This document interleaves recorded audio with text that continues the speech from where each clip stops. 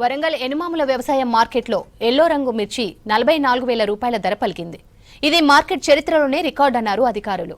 గతేడాది పసుపు రంగు మిర్చి 25,000 రూపాయల నుండి 27,000 రూపాయలు పలికింది. కానీ ఈ ఏడాది సీజన్ ప్రారంభంలోనే 44,000 ధర రావడంతో రైతులు సంతోషం వ్యక్తం చేస్తున్నారు.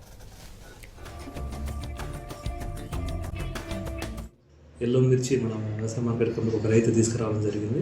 ఎల్లో మిర్చి రేట్ వచ్చేసి 44,000 హైయెస్ట్ రేటు పలికింది. గతంతో పోల్చుకుంటే లాస్ట్ ఇయర్ వచ్చేసి 27,000, 25,000 వరకు పలికింది. అయితే ఆ ఎల్లో మిర్చికి డిమాండ్ ఎందుకు ఎక్కువ ఉందని చెప్పేసి మేము రైతులు కానీ ట్రేడర్లు కానీ సంప్రదించక వాళ్ళు అనేది ఏంటంటే వాటిని హల్దీరామ్స్ల కంపెనీ లాంటి వాళ్ళకి వీళ్ళు ఎక్స్పోర్ట్ చేయడం ద్వారా వాళ్ళు రకరకాల హల్దీరామ్స్ ప్రొడక్ట్స్ అన్నిటి కూడా వాడతారు. అదేవిధంగా ఇతర దేశాలు కూడా వాళ్ళు ఎక్స్పోర్ట్ చేస్తారంట చిల్లీ పౌడర్ చేసి.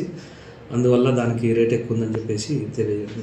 అదేవిధంగా అసలుకి ఎల్లో మిర్చి అనేది చాలా తక్కువ మన సంవత్సరం మొత్తం మీద పోల్చుకుంటే 500 క్వింటాల్ తప్ప ఎక్కువ రాదు. తక్కువ మొత్తం సాగు చేస్తున్నారు. అది కూడా అంతా కూడా యువ రైతులే సాగు చేస్తున్నారు.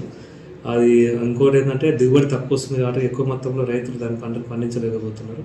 కానీ రైతులు అనేది ఏంటంటే వ్యవసాయ సైంటిస్టులు దాని విత్తనాన్ని ఇంకా కొంచెం మోడిఫికేషన్ చేసేసి ఎక్కువ దిగుబడి వచ్చే విధంగా చేయాలని చెప్పేసి వాళ్ళు కూడా తెలియజేస్తున్నారు.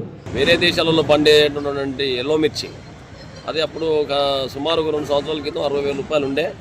ఎల్లో మిర్చికి సంబంధించినటువంటి ప్రత్యేకతలు ఏంది అని చెప్పనే విషయాన్ని తెలుసుకున్నప్పుడు ఏంటని చెప్పి వాళ్ళు చెప్పడం జరిగింది. ఓన్లీ దాంతో కొన్ని స్పైసెస్ ఈసారి ఏందని చెప్పానంటే మళ్ళీ పంట మొత్తం భారతదేశ వ్యాప్తంగా చూసుకునేదని చెప్పండి ఎల్లో మిర్చి ద్వారా గతం లోపల ఎక్కువ వేసేది. ఈసారి పంట విస్తీర్ణం బాగా తగ్గింది.